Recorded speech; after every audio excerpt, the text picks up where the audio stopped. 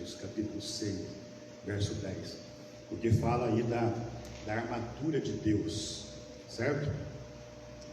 E eu tenho certeza que Deus, Ele proporcionará para nós nesta manhã algo especial, porque o Espírito Santo, Ele nos quer sempre estar preparando, amém? Então vamos fazer a leitura.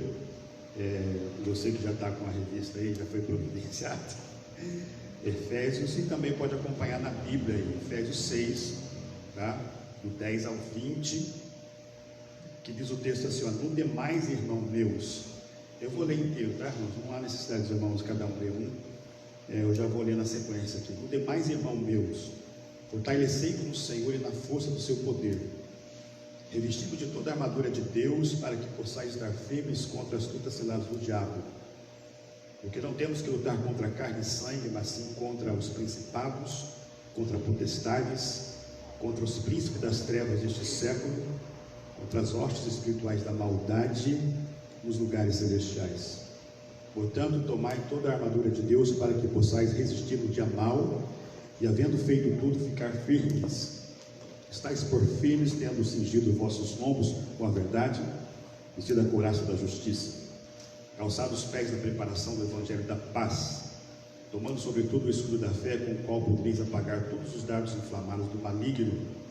Tomai também o capacete da salvação e a espada do Espírito, que é a palavra de Deus, orando em todo o tempo, com toda oração e súplica no Espírito, e vigiando nisso com toda a perseverança e súplica por todos os santos. E por mim, para que me seja dado no abrir da minha boca a palavra com confiança, para fazer notório o ministério do Evangelho, pelo qual sou embaixador em cadeias, para que possa falar dele livremente, como me convém falar. Amém, irmãos? Amém.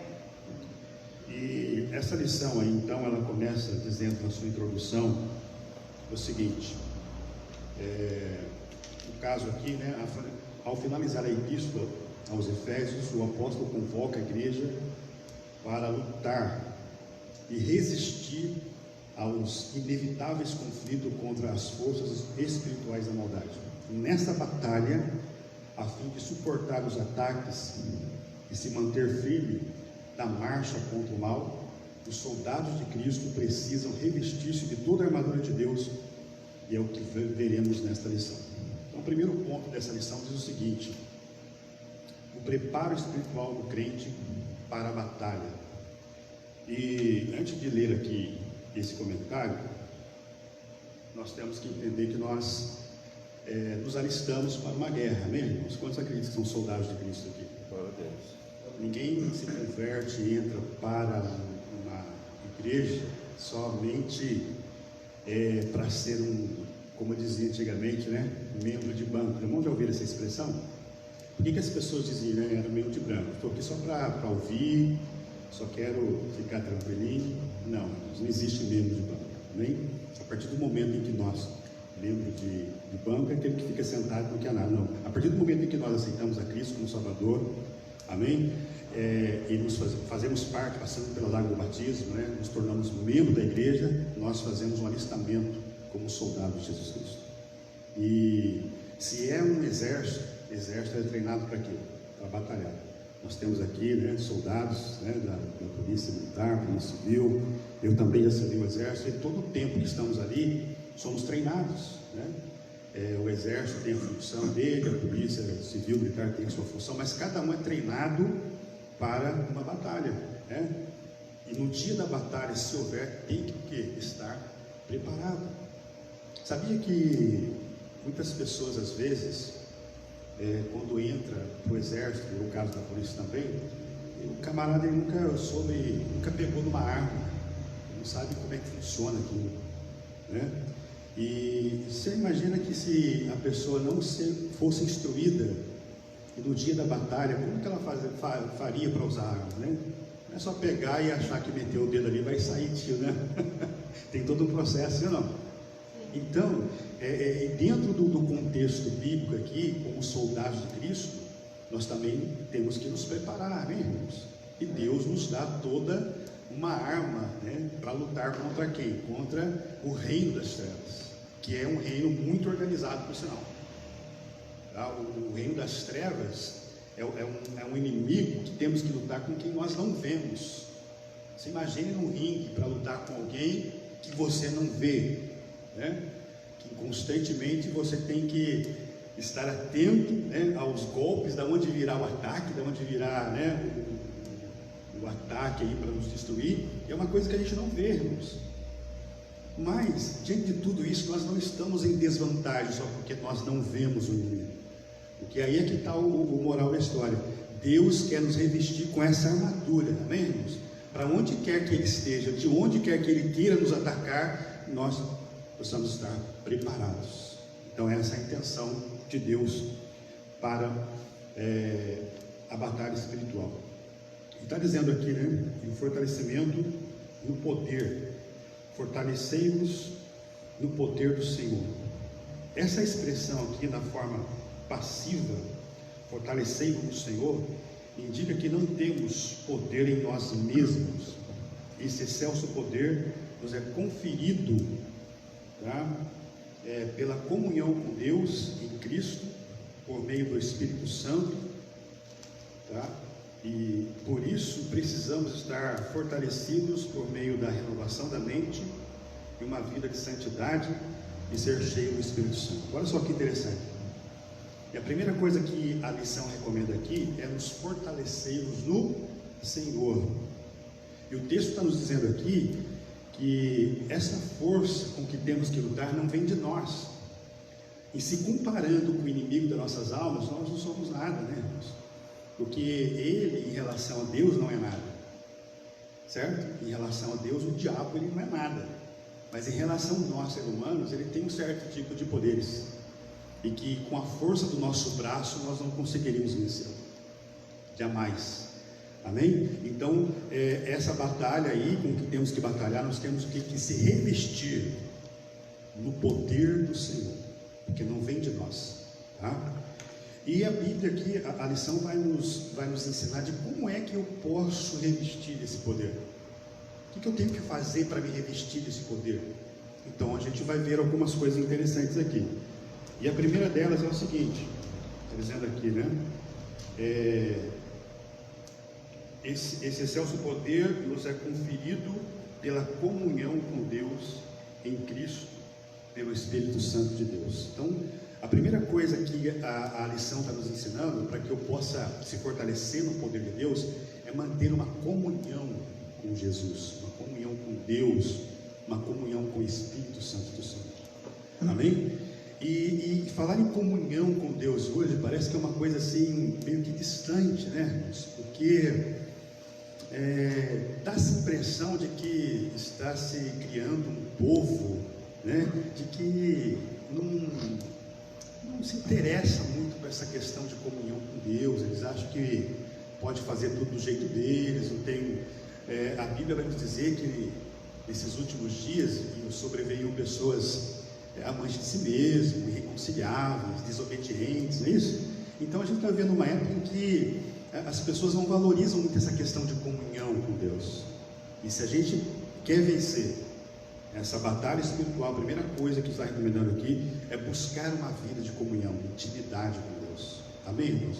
Nós, como cristãos, temos que ter um tempo para Deus. Aquele tempo que você tem que deixar os afazeres ali, deixar o que você está fazendo e parar um pouquinho, amém? Aquele tempo que você vai ter que parar para reabastecer ali as suas energias, as suas forças, porque se não tivermos isso, seremos algo fácil no mundo. Então, uma das estratégias do inimigo hoje é nos ocupar com uma série de coisas, para que a gente não tenha tempo nenhum, certo? Para que a gente desfrute desse período de comunhão com Deus. Então, a sabedoria que o Senhor Deus nos dá, eu tenho que procurar um tempo. Qual é a melhor hora para a minha vida em que eu posso buscar o Senhor? Sabe o que acontece muitas vezes, pastor Ricardo? É que às vezes deixamos aquela última horinha do dia, sabe? Que já trabalhamos, que já fizemos toda a correria do dia a dia, que já bateu o cansaço, já estamos fadigados, né, do labor do trabalho, digamos assim, já cansados. Aí eu vou reservar aquela horinha para Deus. Sabe o que acontece quando eu reservo essa horinha para Deus? Quando eu dobro o meu joelho para ter uma íntima comunhão com Deus, quando eu dou por mim, eu já estou dormindo. Certo? Então eu tenho que procurar qual é a melhor hora do dia que eu posso reservar para Deus. Será que durante o dia, durante o horário que eu estou esperto, né, irmãos, que eu estou, será que nessa hora eu posso reservar? Então a gente tem que procurar com sabedoria, bem? Ah, pastor, mas eu posso estar trabalhando, posso estar, pode. Você pode estar em sintonia com Deus, pode estar ligado com Deus, e deve estar, amém? Mas eu preciso, sabe aquele momento que você tem que parar e buscar a comunhão de Deus. Então, pastor, não é muito fácil. Falo por minha experiência pessoal que demorei muito para acordar nesse tempo, para entender alguma coisa, mas hoje, até hoje, essa situação ela se mantém como uma guerra. Então essa guerra, o pastor falou que nós estamos numa frente de batalha, na verdade essa guerra começa dentro da gente. Então se você já subjuga você mesmo de início, então você está no controle. Se você não consegue se subjugar, você já fica com dificuldade. Então o que acontece? Se você já, na primeira hora do dia, no seu primeiro compromisso, se você busca a Deus, então você tem domínio sobre você, entendeu? Você pode não ter domínio sobre as situações, você não sabe ficar preparado durante o dia, mas você tem domínio sobre você. Agora, se você deixa para lá depois, tudo bem, pode acontecer também. Tem pessoas que acostumam a consegue, né? De noite, bem tranquilo. Mas, por experiência pessoal, eu digo, se você conseguir oferecer a primeira parte do dia para Deus, você já está exercendo a premissa, né? Você já está colocando o reino em primeiro lugar. E eu falo isso por experiência pessoal, por quê? Porque nos dias que eu não consigo fazer isso, porque perdi a hora, porque acordei, estava cansado e resolvi mais tarde, e aí eu deixo para fazer esse momento emocional depois, no meio do dia já comeu as 3 lambadas. Aí vai ter que entrar na presença de Deus, para recuperar, entendeu? Então assim, só compartilhando a experiência pessoal. Obrigado. Amém? Alguém quer citar mais uma coisa? Então, o primeiro passo seria buscar comunhão com Deus. O segundo, ele vai falar aqui para nós. Por isso, precisamos estar fortalecidos por meio da renovação da mente. Eu achei interessante essa questão da renovação da mente, né? Por quê? Porque a mente ela fica cansada, fica desgastada, a mente fica velha, sim ou não? E há uma necessidade de ter uma renovação da mente. As pessoas que não parou no tempo, né? Ele só vê as coisas do jeito lá do passado. E para vencermos o inimigo que a todo instante está criando coisas novas para destruir a obra de Deus, e a gente ficar parado com aquele pensamento arcaico, né? Pensamento lá do passado, como é que a gente vai vencer essa batalha? Então uma das recomendações importantes é a renovação da nossa mente. Romanos 12, né? E 2 vai falar, né? Não vos conformeis, não se amolde, né, aos padrões desse mundo, mas transformai-vos pela renovação do vosso entendimento. Então, eu preciso, nas minhas orações, pedir para que o Senhor me dê uma mente transformada, amém, irmãos? Se tem uma área em que o diabo trabalha hoje, aonde? Na mente das pessoas. Talvez você não vê a pessoa possessa, né, se manifestando o demônio na vida dela, mas ele de alguma forma está alojado naquela pessoa, o quê? Na mente, porque é daqui que sai, né, os pensamentos. Então, e quantas pessoas elas são maquinadas, né? Ou seja, o inimigo ele não sabe o que você pensa, ele não tem essa capacidade, só Deus pode saber o que você pensa, mas o que ele faz? Ele induz as pessoas a pensarem. Infelizmente as pessoas passam o tempo maquinando mal. Então eu preciso cuidar o quê? Por isso que a gente vai ver uma das armaduras, que é o capacete, quando a gente chega lá. Então pode falar. Capacete da salvação. Isso. O capacete da salvação, na verdade, é para que você, a sua cabeça, né, que aqui estão os órgãos mais importantes do nosso corpo, né? Os olhos, o sentido, boca, enfim, são órgãos que nos levam ao pecado de uma maneira mais fácil. O senhor disse, pastor, às vezes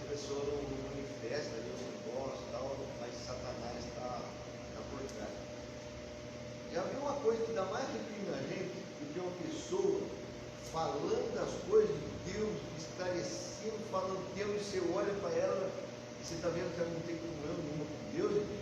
E é fácil perceber isso, né, você? Claro que o Espírito. Você fala assim, meu Deus, alguma coisa deve estar errada aqui, não? Eu falei que eu entendi. Você fala, alguma coisa deve estar errada, esse negócio está virando para um lado, né? E o que é curioso, você vê alguns dando glória a Deus, aleluia, você percebendo que, né, não está batendo, fala assim, meu Deus, alguma coisa deve estar errada. Já aconteceu isso com vocês? Acontece. Aí, quando passa-se o tempo, você vai saber de algumas coisas, né? Alguns prejuízos por causa dessa coisa, você fala assim, olha, está vendo? Não estava na direção de Deus. Então, gente, tomemos um cuidado aí. Então, uma das coisas que, porque pelo qual a mente precisa ser renovada, é porque nós temos a tendência de ficar escravo, né, irmãos? De uma mente que ficou presa no passado. Olha, você como cristão, o quanto você já teve que renovar a sua mente? Eu, por exemplo, quando me converti, irmãos, de 96 para 97, foi a época que eu estava me convertendo, 23, 24 anos, eu ainda peguei uma parte, né, Assembleia de Deus, em que muitas coisas eram proibidas de se fazer. Peguei aquela parte que o cristão não podia jogar bola, eu gostava de jogar futebol, sempre disputava campeonato, eu tive que parar com isso aí, parei. Hoje eu sei que tem pastor aí que disputa campeonato na cidade. Né? Tem. Então são coisas que, por exemplo, eu ainda peguei um pedacinho daquela época que o povo ainda tinha umas coisas assim com televisão, né? Não podia assistir televisão, porque a televisão era do diabo, né? Então eu peguei um pedacinho dessa parte aí. As mulheres não podiam cortar o cabelo, né? Então, aí você olha para hoje, o quanto nossa mente teve que ser renovada, irmão. Sim ou não? Hoje mudou, não que a gente abriu as portas estamos no pecado, não, porque houve uma necessidade, porque talvez se interpretava de um jeito naquela época, né, em que escravizava muita gente. Agora, eu estou só dizendo isso porque se a gente deixar, nossa mente vai ficando, né, e existem igrejas que seguem esse segmento até hoje, né, de que se não for assim, Deus não se agrada, enfim, é uma questão, né, que a gente precisa analisar. Então, só pelo fato de estar citando aqui que a nossa mente, ela precisa ser renovada, fortalecida. A Bíblia diz assim que nós temos o que? A mente de Cristo. Louvado seja Deus por isso. Então, quando você for orar, pede para Deus, Deus, trabalha na minha mente, me dê não deixa eu ficar alheio, né, aos acontecimentos da palavra, me dê lucidez na palavra de Deus. Eu quero ter uma mente sã, sadia, amém? Porque se o Senhor nos capacitar com isso, a gente pode ganhar muitas almas para o Senhor Jesus Cristo. Você pode crer nisso, irmãos? Amém? Então, uma das coisas também que a gente se prepara para vencermos a batalha é a renovação da nossa mente. Vai falar também aqui de uma vida em santidade, né? Uma compõe a outra, né, irmãos? De falar em santidade nos dias de hoje, irmãos, parece até pecado, né? Falar sobre ser santo. Por quê? Porque falar em santidade numa época que estamos vivendo, onde que tudo está parecendo normal, né? Hoje o crescimento do pecado está se alastrando, homossexualismo, enfim, uma série de coisas acontecendo, parece que tudo vai querendo ficar normal. Então falar de santidade hoje, de uma vida separada, parece que é difícil. Mas, para que a gente possa vencer o inimigo, irmãos, é necessário ter uma vida de santidade. Ser santo não é ser perfeito, amém, irmãos? Deus não exigiu que eu e você fossem perfeitos. Ele exigiu que nós sejamos santos. O que é ser santo? Santo é separado. Separado do quê? Do mundo, do sistema pecaminoso que rege o mundo. Às vezes as pessoas também fazem uma colocação errada, porque o mundo aqui não é um cosmos, natureza criada por Deus. O mundo aqui é o mundo sistema. E quem que comanda o sistema pecaminoso? O diabo. Então eu tenho que estar separado desse sistema. Agora eu pergunto para você, é uma tarefa fácil viver separado do sistema pecaminoso? Não é, porque existem tantas coisas por trás de um sistema que a gente nem sabe os fundamentos. Você está participando às vezes de algo que, né, você nem sabe a procedência, não é verdade? E às vezes estamos dentro de um sistema sem saber que estamos. E daí? Cria-se tantas coisas novas hoje, meus irmãos. Para você adquirir isso, se cadastra aqui, faz sua ficha ali, né? E você vai só entrando em sistemas, que você nem sabe a procedência. Aí você fala assim, meu Deus. Então se percebe que como é fácil para o diabo nos enganar muitas vezes. Então, viver em santidade, é lógico que a gente não vai saber tudo, mas procurar o máximo possível, Senhor, me dê discernimento sobre essa questão. Devo entrar ou não? Eu acredito que o Espírito Santo ainda fala no íntimo, irmão, do coração. Ele vai falar assim: calma, toma cuidado, não entra por essa, Então ele tem essa capacidade de nos comunicar. Então, viver uma vida em santidade é tentar ter uma vida separada do sistema pecaminoso. O que nos impressiona é que, de uma certa maneira, em geral, tem se percebido que o mundanismo, digamos assim, ele tem se alastrado no meio das igrejas. Sim ou não, irmãos? O Malaquias, lá no último texto, vai dizer que há uma diferença entre os que servem a Deus e os que não servem a Deus. Só que a diferença não está na maneira de se vestir. A diferença não está na maneira, a diferença está no caráter cristão, Antigamente se valorizava a palavra do crente. Você ia na venda fazer uma compra, assim: marca aí para mim que amanhã eu pago. O camarada é crente, ele ia lá e... Hoje já não se pode ter muito crédito, porque as pessoas dizem que são cristãs, mas na verdade mentem, não cumprem com suas obrigações, devem com os outros, não está nem aí, Então, estamos vendo uma época difícil de trabalhar. A diferença está nisso, no caráter, na postura. Então, e isso tem que ser, de uma certa forma, corrigido, Se a gente quer, tem um texto na Bíblia que fala assim, acho que em Hebreus, não me lembro o capítulo, fala assim, que sem paz e santificação ninguém verá Deus. E tem muita gente brincando com as coisas do Senhor, e a pior coisa que tem é brincar com as coisas de Deus, amém, irmãos? As pessoas levam tudo na brincadeira, mas esquecem de alguns textos fundamentais da Bíblia. Sem paz e santificação ninguém verá a Deus. Vamos procurar ver uma vida em santidade? Amém. Queria compartilhar o texto de Colossenses 3, alguns versículos, que é justamente a exortação à santidade e ao amor fraternal. Colossenses capítulo 3.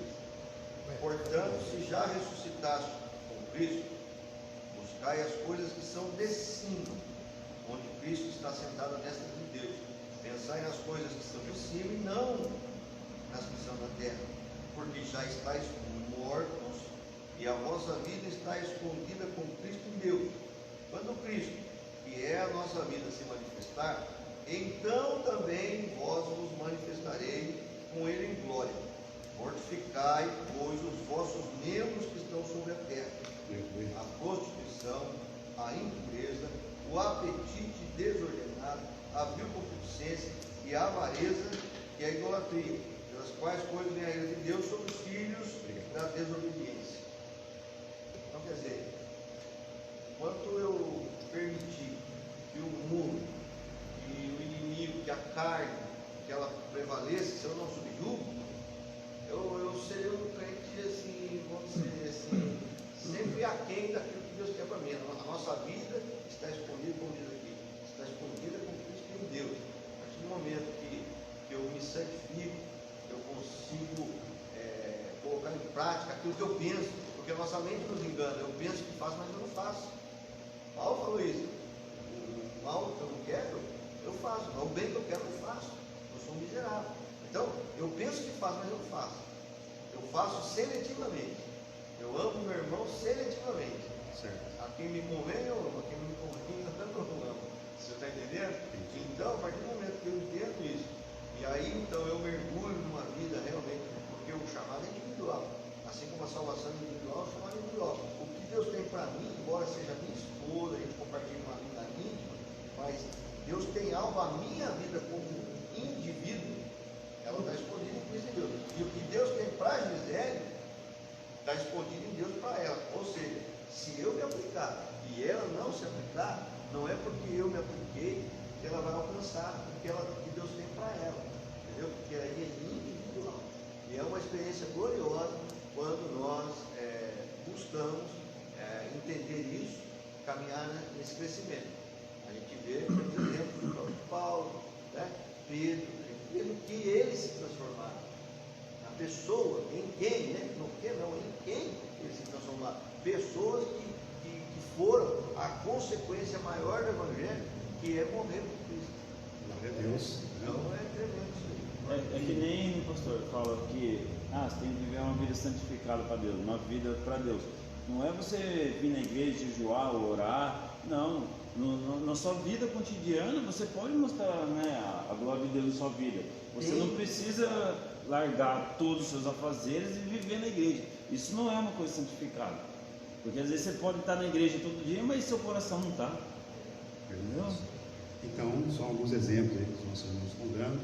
E quando se fala também em batalha espiritual, nós temos que lembrar uma coisa, que a nossa batalha espiritual não é só correndo as trevas, né? Nós temos 3 fontes aí pelas quais deve vir a nossa batalha. Primeiro, a nossa luta é conosco mesmo, né? A primeira guerra que nós temos que guerrear é contra nós, né? Então, a Bíblia vai dizer que a carne, ela guerreia contra o Espírito e o Espírito contra a carne. E quando nós pensamos nesse contexto de uma luta que existe dentro de nós, só vai vencer aquilo que a gente alimenta mais. Então, se eu alimento mais a minha carne, quem que vai vencer essa guerra, pastor? É a carne. Eu só vou ser um crente carnal. Agora, se eu equilibro, as coisas têm que andar equilibradas, né? Porque dificilmente a pessoa vai viver só alimentando espírito não vai conseguir. Então, as duas coisas têm que andar equilibradas, não? Eu falo de espírito contra a carne contra o espírito. Eu estou pensando, bom, quando se luta é ganhar um campo de batalha, certo? E qual é o campo de batalha se conquistar da alma? A carne está dominando a sua alma, o espírito está dominando a alma, porque a alma é onde está a parte dos sentimentos, envolve a coisa da mente, né? Sim. Porque a gente for ver mente, cérebro é a parte física, e a mente é a parte abstrata, são pensamentos e sentimentos. Aí é o campo de batalha. Então o espírito não contra a carne contra o espírito, o campo de batalha é a alma. Os dois querem dominar a alma. Se a carne dominar a alma, agora se o espírito dominar a tua alma, os sentimentos, as emoções, também dá. Só mais um negocinho. Vamos lá, irmão. É interessante. A aula acabou assim. Aonde está a dificuldade? É que esse ser, essa parte do ser que é a carne, você não vai poder até o final da vida deixar ela fazendo o que quer. Então não é algo que você vença hoje e amanhã você pode cruzar os braços porque eu venci. Entendeu? É outra coisa, é tipo alimentar.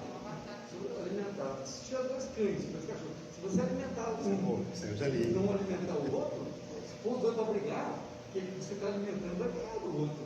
Então não é questão de se alimentar da palavra, buscar. Se você busca as coisas do Espírito, vai fortalecer o Espírito. Se buscar as coisas da carne, vai alimentar a carne. Assim, então, e aí também, para quem você está alimentando?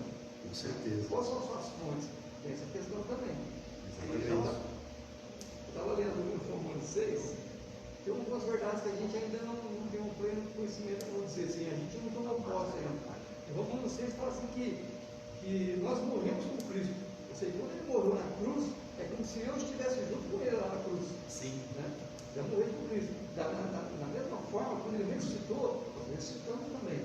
Então, se a gente entender que já morremos, se a gente entender que já morremos com o velho homem, ou seja, você desvinculou de Adão, e Adão, a gente está vinculado, começou na carne, nasceu os pecados, aquela coisa toda ali. Você entendeu? Não, já morri em Adão, já nasci em Cristo, ou seja, nova criatura, nova criação. Em Cristo é uma nova criação.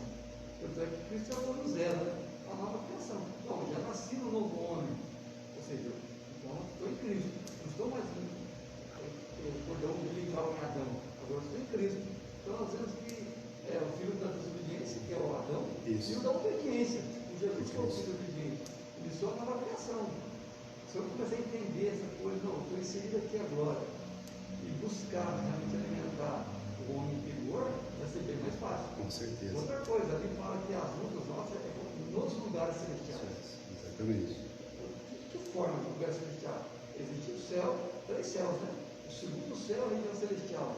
Quando Daniel começou a orar, houve uma batalha. Sim. O anjo que trazer a mensagem foi bloqueado. Deus teve que mandar um príncipe ali para poder, o príncipe de Deus, para poder lutar, para que o anjo trouxesse a resposta de Daniel. Então, eram as regiões celestiais, mas Daniel ficou 21 dias. A mensagem ia vir, mas precisou ficar 21 dias para chegar. Então, se a gente entender como funciona o mundo espiritual, como se trava a batalha, como você rompe esse bloqueio no mundo espiritual ali, para poder chegar realmente até Deus e tal, começa a entender, aí você vai ter a sua forma de se colocar vai ser diferente, para poder realmente vencer essas batalhas. Glória a Deus. Então, como eu falei aqui, que existem 3 fontes, a primeira delas, né, é a carne, que é a nossa luta. A Bíblia é o mundo, a carne e o diabo.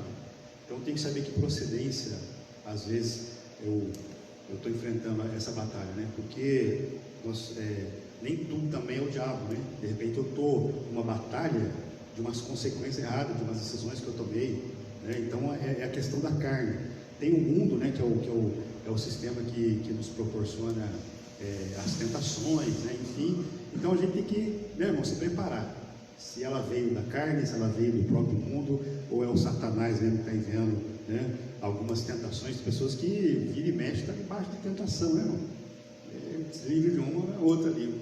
Então é assim que acontece, a nossa vida não é diferente. Então que a gente possa estar revestido com essa armadura de Deus aí, tá? E a gente está só aqui no primeiro tópico, né, que fala sobre 3 coisas importantes aqui, que é a comunhão com Deus, a mente renovada e ter uma vida cheia do Espírito Santo, que é interessante destacar aqui também, porque as pessoas, qual é a noção, né, qual é o entendimento que você tem de uma pessoa cheia do Espírito Santo? Porque para muitos ser cheio do Espírito Santo é uma coisa assim, fora do comum, né? Para algumas pessoas ser cheio do Espírito Santo é aquele que rodopia na igreja, né? Aquele que sapateia, ou seja, aquele que fala mais em língua estranha na igreja. Será que esse é o sinônimo de ser cheio do Espírito Santo? O que os irmãos acham? Qual é a sua visão de uma pessoa cheia do Espírito Santo? O que é uma pessoa cheia do Espírito Santo para você? Quando você olha para alguém e fala, aquela pessoa ali é cheia do Espírito Santo. Mas o que você viu nela? Qual a virtude que você identificou nessa pessoa para citá-la, né? Essa pessoa é cheia do Espírito Santo. Você teria aí alguma colocação para fazer sobre isso? Agora ele quer nomeá-los assim, né? Tem os frutos do Espírito. Se a pessoa está cheia dos frutos do Espírito, é porque ela está transformando a vida do Espírito Santo, dos frutos do Espírito. Agora, se for só de sapatinho, vai ficar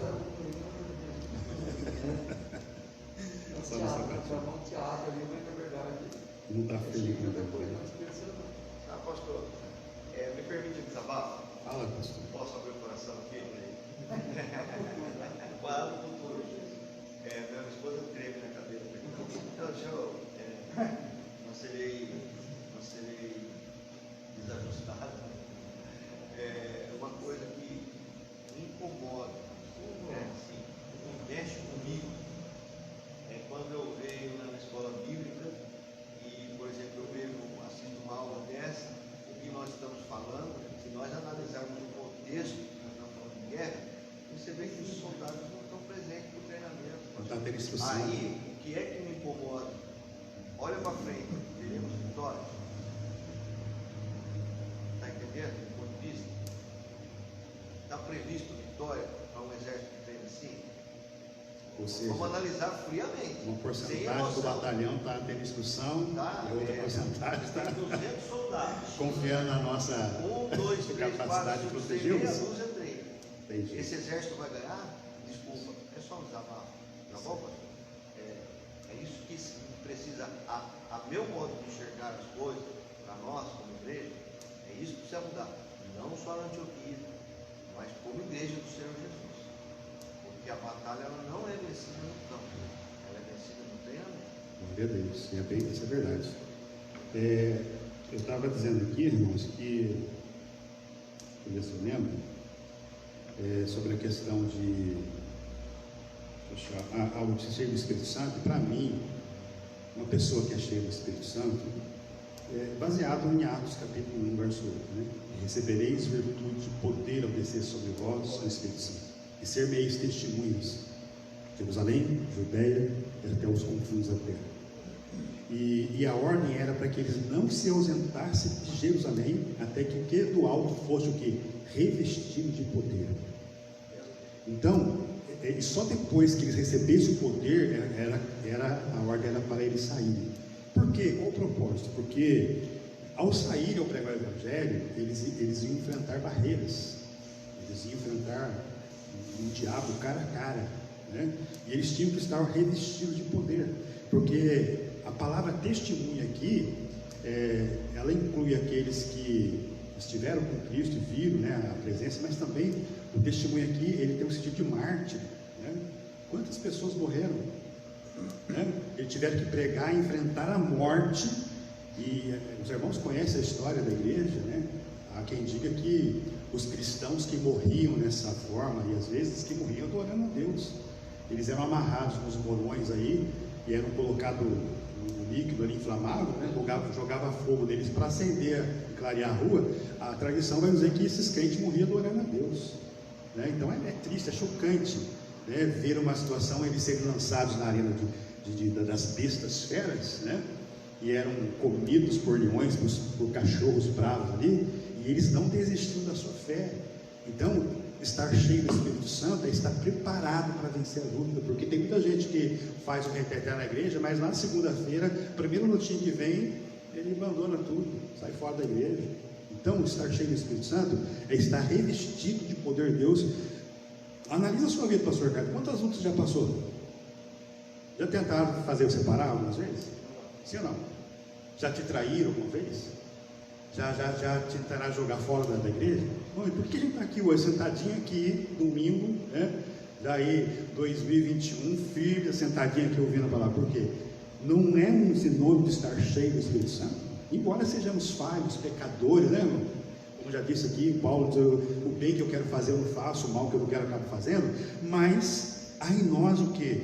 Um Espírito Santo que chega de manhã cedo e fala assim, levanta, escola bíblica dominical. Assim, ó, glória a Deus. É muito idoso, não se conformei, você amolde a esses padrões, né? Você tem aqui, dá uma dormidinha mais tarde, você rola para lá para cá, você levanta, rapaz. Não é isso? E a gente se sente incomodado. Então, estar cheio do Espírito Santo é ter essa ligação com Ele e esse fortalecimento. Quando passar a prova, a mais dura que você já tenha passado na sua vida, e você olhar para trás e falar assim, graças a Deus, eu não me desviei. Quase meus pés se desviaram, né? O Asaf disse, quase me desviei, né, irmão? Mas, glória a Deus, que ficou só no quase, né? Estamos aqui fortes, fortalecidos, e se preparando, porque não acabou, né, pastor? Eu acho interessante que Jesus ali no deserto, quando ele estava jejuando 40 dias e 40 noites, e apareceu lá o diabo para tentá-lo, fazer com que ele desistisse, né, da sua missão. E os irmãos conhecem a história, só que no final, a Bíblia fala assim que Satanás, diz que a tradução correta é que ausentou por algum tempo a fim de encontrar uma outra oportunidade. Em todo instante, Satanás estava tentando fazer com que Jesus desistisse da cruz. Até no último momento, né, naquele estava ali, né, na cruz, Satanás ainda tentou a última vez de Satanás foi usando aquele homem dizendo assim, olha, você não é o filho de Deus? Desce da cruz, salva a nós e a ti também. Não era uma investida de Satanás para que Jesus viesse a desistir da cruz? Então, se com Jesus foi assim, né, irmãos, ele pode até se ausentar por algum tempo. Você fala assim, nossa, está tão tranquilo, né, irmão? Não tem luta aqui. Aí você fala assim, meu Deus, então na verdade, quando você menos espera, estoura uma bomba. Você fala assim, meu Deus. Então não podemos estar baixando a guarda só porque o inimigo deu uma trégua, tá, irmãos? Temos que todo instante aí estar vigiando. O Espírito Santo, então, é você estar revestido de poder, tá? Para resistir o diabo. Só se resiste o diabo, irmão, né? É quando nós sujeitamos a Deus. Tem muita gente aí querendo resistir o diabo, mas sem se sujeitar a Deus. Aí é triste, né, irmão? Ele fala umas bobeiras aqui hoje. Quantas pessoas já não subestimou o inimigo, né? Subestimou o inimigo. Aí estava naquela, né, cheio de euforia. Só que o inimigo ele não é bobo. Por que a Bíblia fala assim? Eu preciso falar isso. Por que a Bíblia vai dizer assim que o diabo ele anda como um leão, rugindo, querendo tragar quem pode? Você já reparou um leão, antes de atacar uma vítima, o que ele faz? Ele já chega, já dá o bote, já vai para cima? Não, senhores. Primeiro ele analisa, né? Ele fica tentando pegar o mais fraquinho, mais fraquinho. Então quer dizer,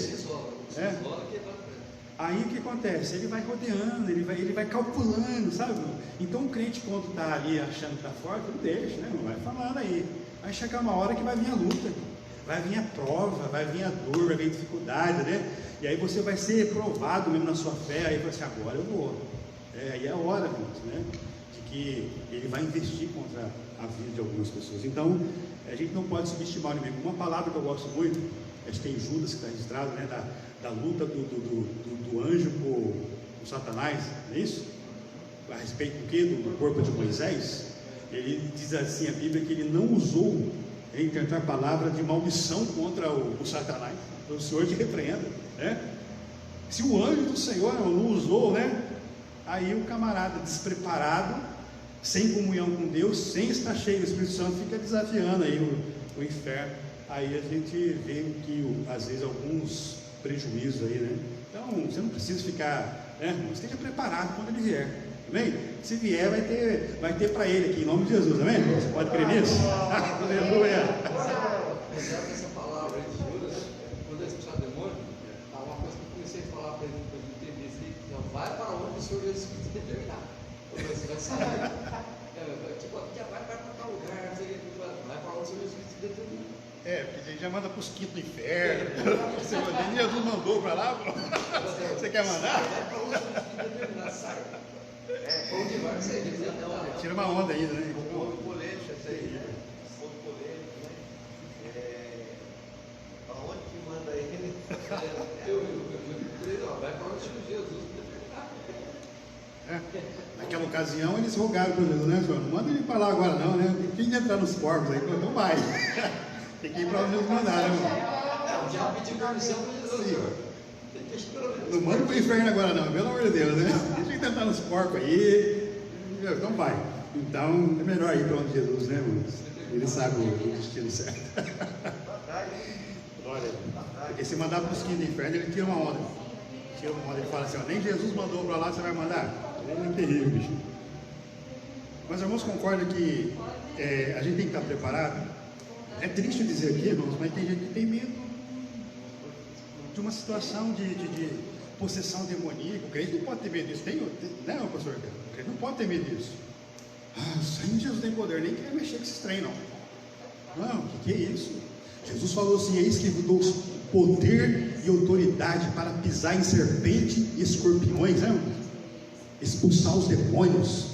E aí tem crente que tem medo, meu irmão. Não estou falando aqui, né? Mas a gente tem que estar preparado, né, meu irmão? A gente não sabe o dia de amanhã. De repente você está lá tranquilo na sua casa, bate palma lá. Ô, irmão, dá para expulsar um demônio ali? Você fala assim, Jesus, né? Glória a Deus. Você ora a Deus, logo o joelho, vai na minha frente, Senhor. O teu nome.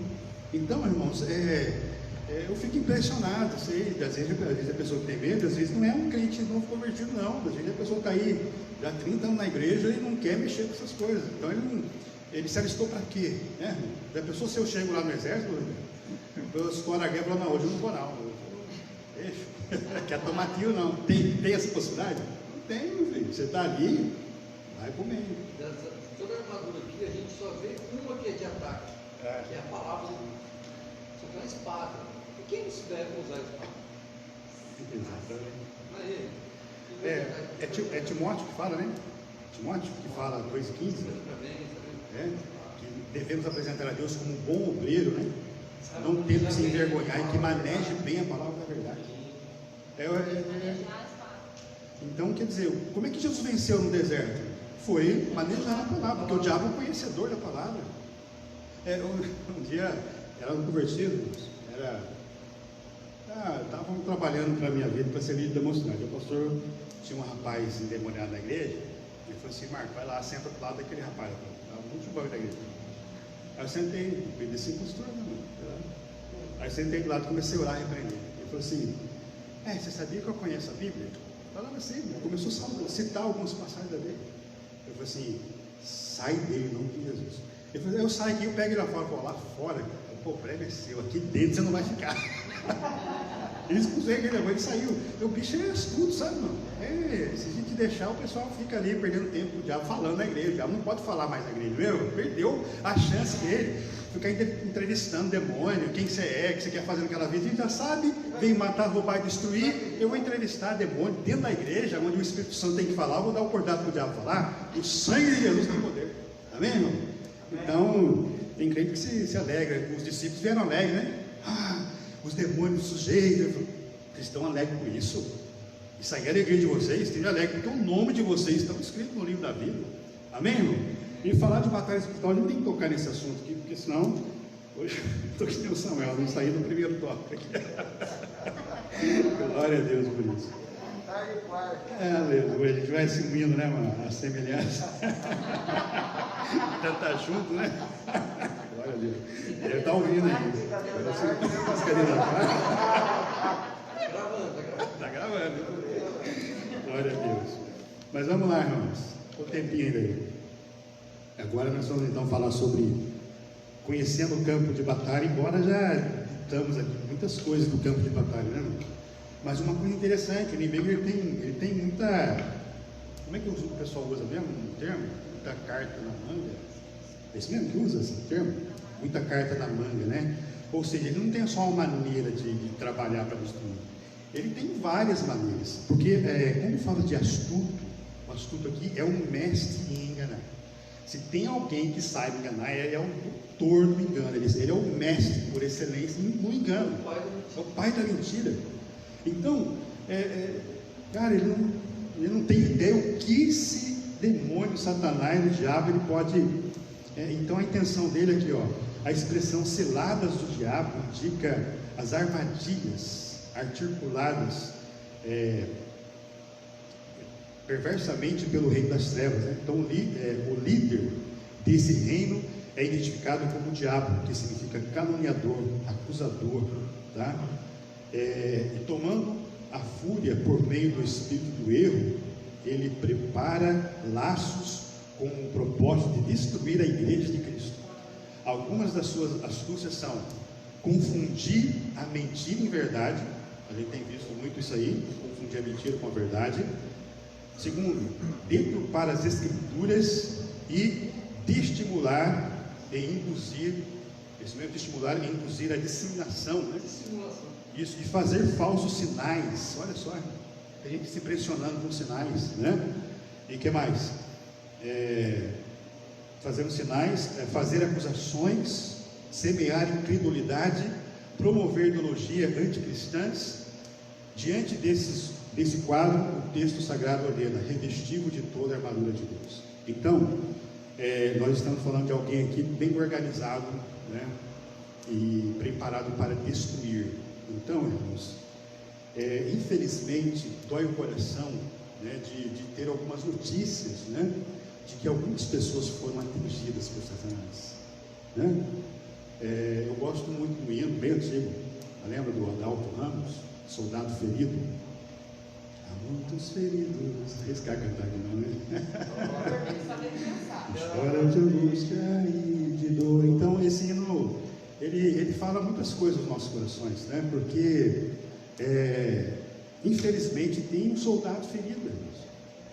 E se falando em soldado ferido, o pastor Ricardo, os irmãos me ajudam aí. Acho que tem um treinamento no exército que quando alguém é ferido no campo de batalha, você não pode abandonar ele. Amém? Você tem que arrumar um jeito de resgatar essa vida. E aí treina várias possibilidades de resgatar alguém, sabe? Ainda que você tenha cansado, debilitado, você não pode deixar o soldado ferido morrer na batalha. Você pergunta, por quê, pastor? Porque o soldado ferido, uma vez recolhendo ele, trazendo para a enfermaria, ele pode ser recuperado e voltar a batalhar novamente. Amém, irmãos? Então a gente está falando de estratégia de guerra, mas também tem que tocar nesse ponto, porque as pessoas hoje, é fácil jogar o soldado ferido para fora, né, irmão? Tirar o peso, né?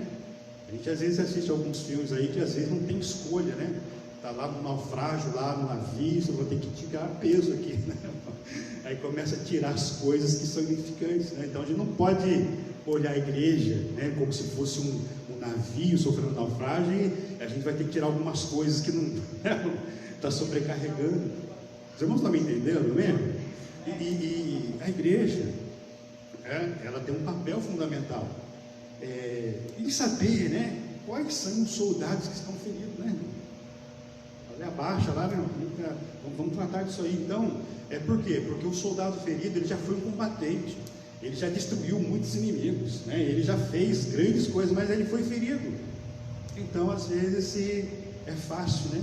colocar um soldado ferido para fora. Então, a intenção é resgatar essa pessoa. Tem gente que é por dentro da frente. Verdade, aí não, né? Agora, é bem verdade também que o soldado ferido, ele tem que querer se tratar, né? A pessoa está cuidando, não, deixa eu morrer mesmo, desistir da batalha, deixa eu morrer. Aí não, né? Mas eu tenho certeza que muitos que estão feridos, ele quer voltar ao campo de batalha. E Deus quer usar a minha vida, quer usar a sua vida, mesmo, porque nós temos um termo que as pessoas usam o seguinte sobre a batalha: eu posso perder uma batalha, mas não a guerra. Amém? Às vezes a gente perde alguma, a gente não ganha todas, ganha, pastor? A gente perde. Às vezes o Senhor nos proporciona também perda na nossa vida. Quem que nunca perdeu, né? Como é que lidamos com a perda? Às vezes Deus permite porque Ele quer ver a nossa atitude. Foi assim na vida de Jó. Então nós podemos perder a batalha, mas a guerra é Ele que vence por nós. Amém, irmãos? Em nome de Jesus. Então vamos aí com o astuto, o enganador, prepara ciladas. Irmãos, sobre ciladas aqui, é um fator interessante. Já aconteceu com você assim? Você fala assim, não, pensando, como é que aquela pessoa pode cair nessa? Já fez essa pergunta uma vez? Você vê uma pessoa se enrolando e fala assim, como é que esse camarada caiu nessa? Sim ou não? Aí você analisa a pessoa, homem de Deus, mulher de Deus, né? Como que caiu nessa? E às vezes acontece, às vezes nem a própria pessoa sabe como caiu. Então o jeito do diabo trabalhar, que você fala assim, meu Deus, como eu fui envolvido nessa. Tem um texto da Bíblia que eu gosto muito, que fala assim, olha, que ninguém que se alista para a guerra pode se embaraçar com coisas dessa vida, a fim o quê? De agradar aquele que o alistou para a guerra. Olha só como a Bíblia trata dessas questões assim, né? E qual é a intenção do diabo? É embaraçar a pessoa. Um exemplo que eu gosto de dar, você já viu a teia de aranha? Você olha assim, você olha lá, tem um mosquitinho preso lá. Você olha para ele, parece até que está vivo o mosquito, mas não está, ele está morto. Sabe o que acontece que a aranha faz? Ela tem a capacidade de sugar tudo que está dentro do mosquitinho. Fica só a capa. Você olha ali preso na teia, você olha de longe, parece que o mosquito está lá, vivo, não está, ele está morto. Porque sabe o que a aranha, a primeira coisa que ela fez, quando ela caiu, ele deu uma embaraçada. Daqui você não sai mais. Embaraçou.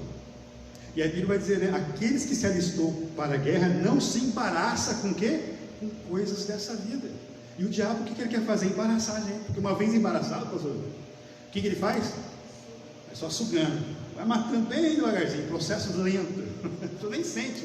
Não foi assim com Sansão? O diabo enrolou a vida dele, embaralhou ele e foi tirando a força. Quando ele percebeu que ele achou que ainda, né, podia batalhar, a decepção foi grande, porque o diabo não se apresenta assim como ele é logo no começo. Eu já contei uma experiência para vocês aqui, embora não tenha feito essa experiência ainda, mas há quem diga, se você pegar uma rã, né, e colocar ela dentro de uma vasilha com água fria e aquecer a água, diz que ela morre cozida ali, mas não sai. Não fiz essa experiência. Conta-se por aí, tá? Isso. Se acomoda, tá tranquilo. Quando vê, já foi. Morreu cozido sem se perceber. O diabo faz isso. E quando dizem que se você pegar uma água fervendo com todo aquele vapor e soltar ela assim, ó, esquece de cair aqui, ela consegue desviar. O processo que ela, né? Aí, ainda que não seja verdade isso, mas tem um valor, né, no espiritual em cima disso aí. Porque a intenção do diabo não é chegar como ele é. Né? A gente costuma dizer um termo lá do passado que ele vem como sapatinho de algodão, não é isso? Onde já ouviu essa frase aí? Tem sapatinho de algodão. O pecado, irmãos, ele vem de uma forma que atraente, chama atenção. E é esse o motivo pelo qual às vezes fala assim, como é que o camarada pôde cair? Porque ele foi engoldado. Sabe o que é a palavra engoldado? A Bíblia fala assim, olha, que ninguém é tentado, sabe, senão engoldado primeiro. O que é engoldo? Engoldo é uma isca. É uma isca.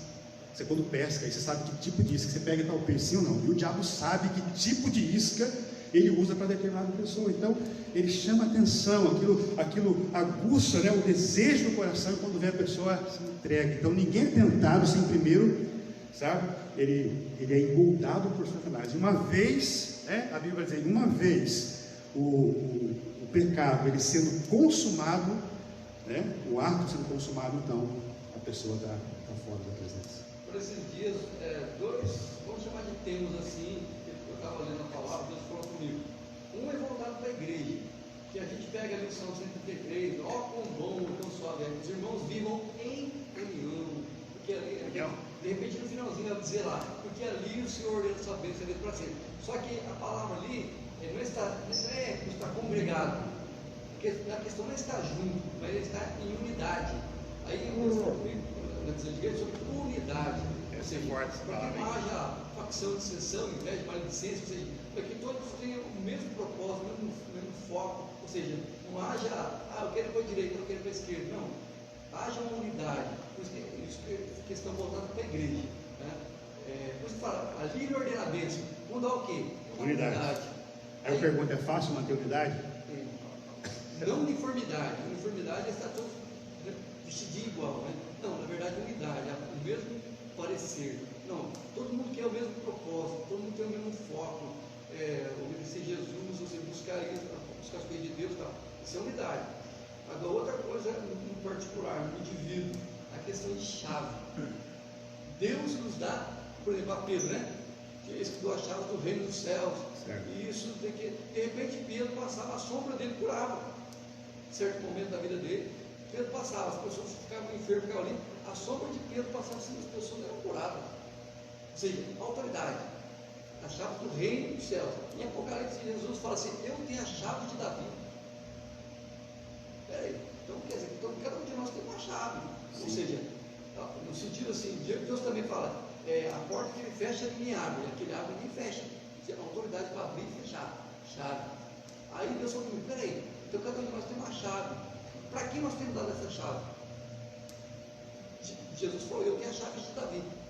E a nossa chave tem dado para quem? Para Deus ou para o diabo? Quem tem acesso à nossa vida? Quem pode entrar, né? Quem pode entrar? Questão de chave, autoridade. É o tema da pregação aí do culto aí do domingo. Oi? É o tema da pregação do domingo aí. Quem tem a chave, não? É um tema bom. Glória a Deus.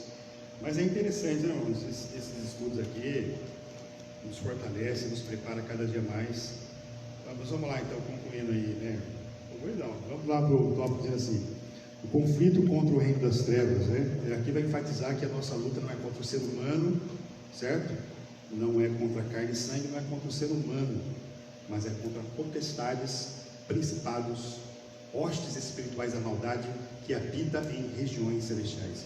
Fica entendido aqui nesse texto que no reino das trevas há uma hierarquia, né, pastor? Há uma hierarquia de principados, é uma classe de anjos caídos, potestade, uma outra classe de anjos caídos, né? E as hostes espirituais da maldade. Então, a gente vê no livro do Daniel, né? Ali o príncipe do reino da Pérsia, né? Que já foi até tocado aqui no assunto, que esse príncipe do reino da Pérsia, ele conseguiu deter, né, a oração de Daniel durante 21 dias. Eu perguntei para o professor de teologia: professor, explica uma coisa aí para mim. Como é que se tratando que o príncipe da Pérsia seja um demônio, digamos assim, como é que ele consegue deter um anjo de Deus? Não é meio estranho esse negócio, não? Porque de uma forma deteu, né? Ele ficou lá, pessoal, a única explicação que se dá a isso é o seguinte: no céu também há uma hierarquia, certo? O anjo que trouxe a mensagem, ele era mensageiro, não é um anjo de guerra. Ele não foi criado para lutar, para vencer as batalhas. Então, entende-se que por causa disso ele ficou detido. Mas a hora que veio o anjo de guerra, que é o que batalha as guerras do Senhor, veio furando todo o bloqueio. Então, a explicação que se dá a isso, né? Talvez porque é uma hierarquia do céu e cada um respeita ali as suas hierarquias, né? E que a igreja também tem hierarquia, assim não. Agora, se respeitam muito, eu não sei, mas que tem que ter. Sim. Então, o reino das trevas também apresenta como uma hierarquia, né? Há quem diga, né? E tem quem defenda também que não, que em cada região, né, em cada país tem um chefe ali dos demônios para controlar, e tem um pessoalzinho mais ralézinho, né, que cuida de se encarregar de fazer as. Mas diz que tem. Diz que é dessa forma, tá certo? Por que é importante, irmãos? Porque ninguém sai batalhar contra um exército sem conhecer o inimigo. Sim ou não, pastor? Tem que conhecer a estratégia, como ele trabalha. Não, falando muito do diabo na igreja, falando muito do. Cara, a gente tem que saber como é que ele trabalha, como que ele age, como é que ele faz, né? Para que a gente possa se preparar contra isso. Agora, se as pessoas não querem entender esse processo, será um alvo fácil na mão do inimigo, né? Mas vamos prosseguir aí então. Então, a nossa luta não é contra a carne, contra o sangue, principados, potestades. Há uma hierarquia também do reino das trevas, tá? Cujo maioral lá é o Lucifer, o diabo, o acusador, um monte de nome que dá para ele. Agência da potestade. Paulo identifica forças do mal que marcham contra a igreja. Acabei de dizer que principado, potestades, príncipe das trevas, cego, hostes espirituais da maldade. Esses seres são caracterizados por 3 aspectos. Eles são poderosos, tá? Os títulos principados e potestades indicam poder, primazia, autoridade para agir. Príncipe das trevas. Deixa eu parar para pensar um pouquinho aqui. Diz que existem demônios que foram presos porque são muito violentos, né? É isso que diz aí eu fico pensando assim, se esses camaradas estão presos, né? O que já acontece no mundo é coisa terrível, né? E diz que existe um que ficou preso.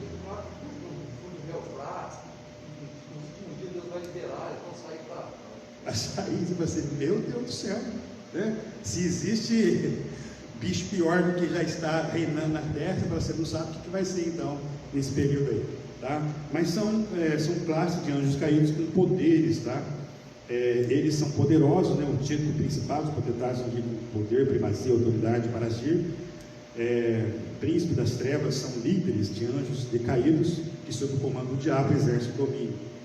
Eles são malignos, tá? Esses agentes foram as hostes espirituais da maldade, refere-se a demônios que empregam seu poder destrutivamente para o mal. Eles são astutos, né? São cheios de sutileza, maquinam a queda da igreja. A intenção do diabo é a igreja. A igreja não é 4 paredes, a igreja sou eu e você. Apesar desse imenso império, né, do mal, a igreja exorta a não temer, tá? Não temer. Somos incentivados a lutar, sobretudo a vencer, pois o Senhor da igreja está elevado ao nível acima do todo principado e poder e potestades desse domínio. Amém, irmãos? Deus está acima de todas essas coisas, tá? E como cristãos nós não podemos temer, ficar com medo, temos que ir para cima, irmãos. Amém?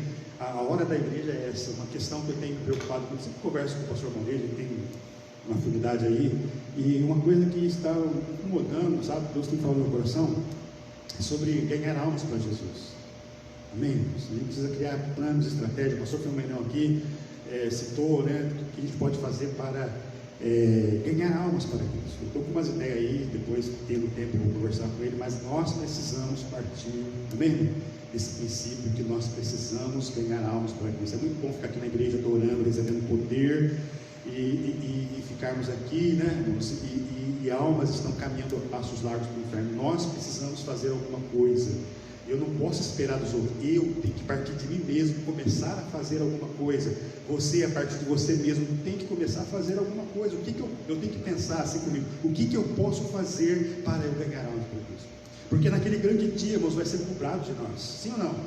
Vai ser cobrado de nós, sim, senhores. Nós somos chamados para isso. E eu não posso perder tempo. Eu tenho que olhar para a minha vida de cristão e analisar quantas almas eu ganhei para Cristo. Quantas pessoas eu levei para o Evangelho. Amém, irmãos?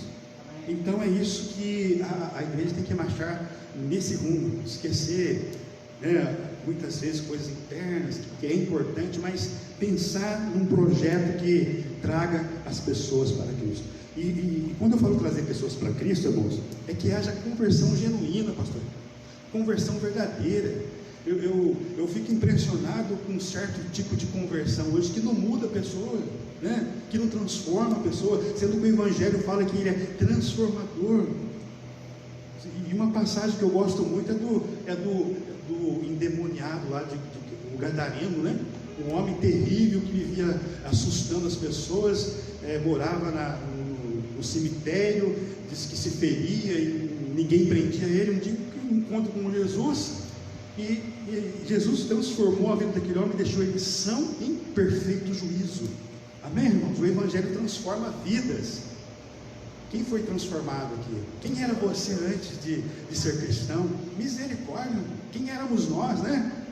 Mas o momento em que tivemos aquele encontro com a palavra, houve, pastor Ricardo, uma conversão, houve uma transformação verdadeira. Não precisou o pastor ficar na minha cabeça, olha, larga disso, para com isso, não. O Espírito Santo foi tirando, irmão, foi tirando bebida, né? Vai tirando vícios, e vai tirando. E veio os adeptos de Satanás, meu irmão, vamos tomar uma aí hoje? Eu falei, não, graças a Deus, estou tranquilo, né? E assim que acontece, está aqui o Moed que já deu testemunho. Então o Evangelho transforma. Nós precisamos, amém? Se preocupar com a salvação de pessoas, mas que possamos pregar o Evangelho verdadeiro que transforma, um Evangelho que não tem mistura, amém, irmãos? Quantos estão dispostos aí, antes de 2021, não deixar de ganhar uma alma para Cristo? Você não tem que convencer, quem convence é o Espírito Santo, você tem que pregar, amém? Jesus te ama, amém? A prática do folhetinho, alguém fala assim, cargo já não vale mais, não, você não sabe o poder que tem você entregar um folhetinho para a pessoa, está ali, né? Uma hora ela vai ler. Tem uns que jogam, mas aquele que joga vai vir na rua, vai pegar o folhetinho, vai ler, e Deus pode fazer coisa tremenda, amém, irmão? Precisamos fazer alguma coisa, glória a Deus. E eu estou preocupado com isso. Eu tenho certeza que muito em breve aqui, em nome de Jesus, nós vamos montar uma equipe aí, que pelo menos uma vez por mês, eu estou apresentando um projeto aí, para a gente sair para o evangelismo, amém, irmão? Folhetinho na mão, Jesus te ama. Isso, vamos ganhar para Jesus aí, amém? As armas indispensáveis deixa eu ver aqui, aí sim que vai falar das armas, né, irmão? Olha aí, sobrou um tempinho para as armas aí. Vamos lá? As armas disponíveis da defesa. Vejamos aqui uma lista das armas espirituais disponíveis aos soldados do Senhor. Cingindo vossos lombos com a verdade. Retrata a peça usada para dar mobilidade, né, ao soldado no combate. Nesse sentido faz referência à verdade da doutrina de Cristo, integridade do soldado. Amém, irmãos? A verdade da doutrina, acabei de falar aqui. Amém? Cingido aos nossos lombos aí com a verdade, é uma arma que temos de defesa. Cingindo vossos, vestido com a couraça da justiça, trata-se de uma malha impermeável de proteção aos órgãos vitais, refere-se à justiça de Cristo, retidão do soldado no campo de batalha, amém, irmãos? Para não se corromper, né, no campo de batalha, porque o inimigo ele investe, quando ele não pode na luta, na guerra, ele investe do outro lado. Sabe que Josué, ele se tornou um grande estrategista militar? Ninguém podia com Josué na batalha, ninguém. E Deus falou para ele, ninguém, né, vai poder contigo, isso foi promessa de Deus. Mas um dia, chegou lá um inimigo, tá? Se vestiu de mendigo, e chegou lá com os pães embolorados, com roupas velhas, rasgadas, e falou assim, olha Josué, nós viemos de longe, né? E nós viemos com nossos pães quentinhos aqui, né? Olha, estão todos embolorados, nossa roupa se envelheceu e tal. E a Bíblia diz que Josué não orou ao Senhor, fez aliança com ele, e era inimigo. Então, na batalha ninguém podia com Josué, porque ele se tornou um grande estrategista militar, ninguém podia na batalha, mas o diabo veio o quê? Através daqueles mendigos ali e tal, ele acreditou na história, mas a Bíblia faz questão de citar, porém, Josué não orou ao Senhor. Então, cuidado, tá, irmãos? Com aquilo que às vezes, né, vem transvestido aí de uma situação, que você fica com dó, com pena, né? Você fala assim, meu Deus, aí você pode estar fazendo aliança com o inimigo. Olha o Senhor, amém? Você pode orar a Deus, Deus mostra as coisas ainda. Quantos acreditam que Deus mostra as coisas ainda, amém? Então, tomemos cuidado aí, calçado os pés na preparação do Evangelho da Paz, né? Confessionário com couro. Os irmãos conhecem a história da couraça, né, irmãos? Algo feito de couro, diz que existe uma chapa, né, de aço revestida com aquele couro que já era duro, enfim, era bem protegido na frente aí.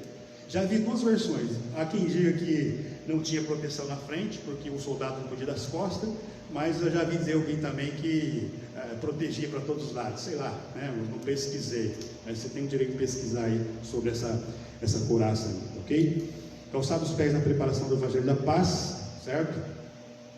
Esse era confeccionado de couro, era uma meia bota, né? Tinha solas, estou uma bênção, cravejadas para dar estabilidade, refere-se à firmeza do Evangelho e proporciona a prontidão do soldado em testemunhar de Cristo, tá, irmãos? Só se pisa na cabeça de Satanás, só se pisa na serpente e escorpiões com os pés aí revestidos aí com esse, com os pés, né? Revestidos os pés com, calçados os pés na preparação do Evangelho. Tomando sobretudo o escudo da fé, olha só que o escudo da fé é interessante. Tomando sobre o escudo da fé, certo? É longo, retangular, feito de madeira e couro. O escudo protege o corpo inteiro dos dardos incendiários, né? Refere-se à fé inabalável em Deus, que detém a eficácia das calúnias, dúvidas, rebeliões disparadas pelo diabo. Então, no campo espiritual, como eu disse, nós somos atacados a todo instante. E a Bíblia vai falar assim, que o escudo da fé é como um escudo, né?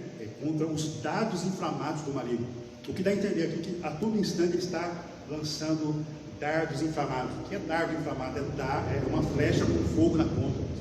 Os filmes antigos ilustram muito bem isso, né? Esse camarada que atingia uma lança com fogo, onde pegava aquela lança e incendiava tudo. E essa é a missão de Satanás, né? Aonde houver uma contenda, onde houver ali uma briga, uma rebelião, você pode ter certeza que a seta entrou lá. E o sangue de Jesus tem poder para nos proteger dessa seta, porque depois que incender, misericórdia, o estrago é grande. Então, por que não se preparar antes? Amém? Antes de que essa flecha entre. Aí a gente tem que ficar esperto, e eu vou falar aqui, irmãos, eu preciso falar uma coisa aqui. E nós não podemos ser semeadores de contenda, irmãos. Amém? Ainda que falaram mal do amigo seu, você não precisa falar para o seu amigo que falaram mal dele. Você está sendo amigo da pessoa ou está sendo semeador de contenda? É lógico que o amigo que falou mal vai querer satisfação, não é, irmão? Você não? E a gente está vendo essas coisas acontecer, o fogo pegando, e em vez de jogar água para apagar o fogo, a pessoa está jogando mais fogo ainda. Jesus, o sangue de Jesus tem poder. Você não pode ser semeador de contenda, meu irmão. Seja sábio, seja apaziguador. Deus quer que você, que a igreja eleita aqui, né, que é o título da lição, seja apaziguadores. Amém, irmãos? Mas a paz, em nome de Jesus Cristo. Vamos encerrar aí, glória a Deus. Assim, então, tomando sobretudo o escudo da fé, já falei, o capacete da salvação. O seu irmão falou ali, tá? O capacete da salvação é pesado, resistente, fabricado com bronze ou ferro. O capacete serve de proteção para a cabeça, refere-se à certeza da salvação que já recebemos em Cristo e a convicção plena da salvação. Amém?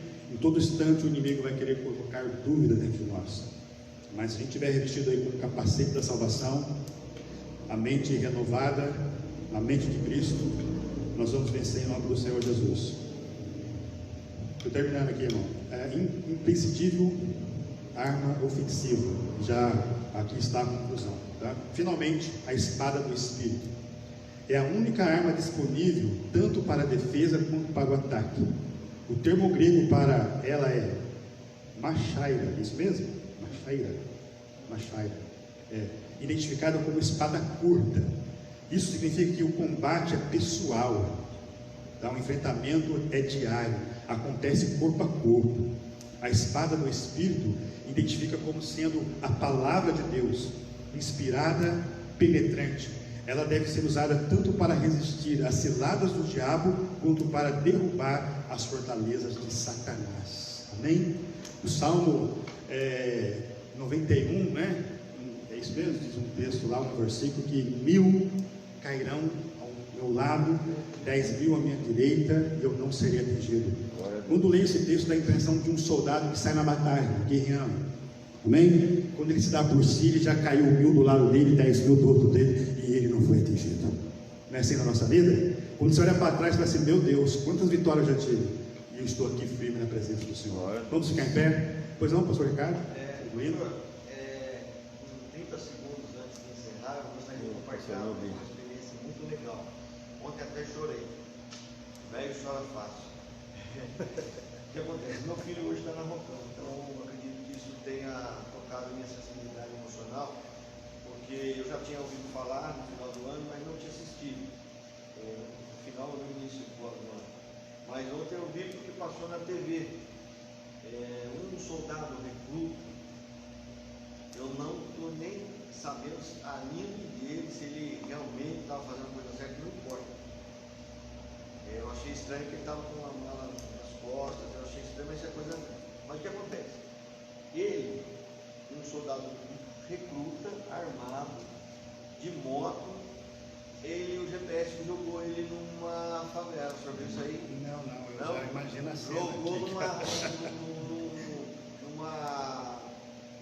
num ponto de drogas, sabe? E ele caiu bem no vespeiro.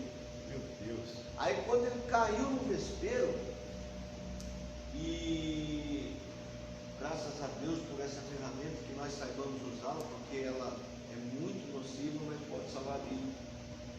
Ele pegou de imediato, ele jogou no grupo do WhatsApp com os policiais dizendo: irmãos, eu caí numa armadilha, o GPS me jogou no lugar errado, eu estou aqui, estou na biqueira, e os caras estão trocando tiro comigo, e pai, nisso começa a troca de tiro, no áudio, dá para ouvir. E aí ele se defende, e ele falando para o cara: para, e dá os tiros, e o cara atira, e fala: não vai dar para você chegar, rapaz, anda logo, mandando. E o que acontece? Porque é necessário conhecermos a voz de Deus e a instrução de Deus e estarmos preparados. Porque um policial lá, ele sabia da genuinidade da mensagem, sabia do risco iminente, sabia do risco do colega dele e estava preparado. Ele pegou a moto dele e a câmera gravando, e ele partiu assim para cima, assim, mas uma loucura, tudo sendo gravado. E aí ele vai, e a câmera mostrando assim e tal, e ele chegou na viela. Quando ele chegou na viela, eu não sei nem como que ele conseguiu conduzir a moto, porque o acelerador é na direita, mas ele conduziu a moto e a pistola. Eu não sei como ele fez isso. É porque o acelerador é do lado direito, ele estava com a arma do lado direito, não sei. Sei que ele foi com a arma na mão, e quando ele foi chegando, ele começa a gritar ao policial, e o policial grita a ele: anda logo, estou aqui, é mais. Chegou o socorro. Aí sim, ele ali, porque fez a primeira segurança, aí depois chegou o reforço e tal, e resgataram. A coragem do soldado, né? Mas o cara arriscou a vida, literalmente.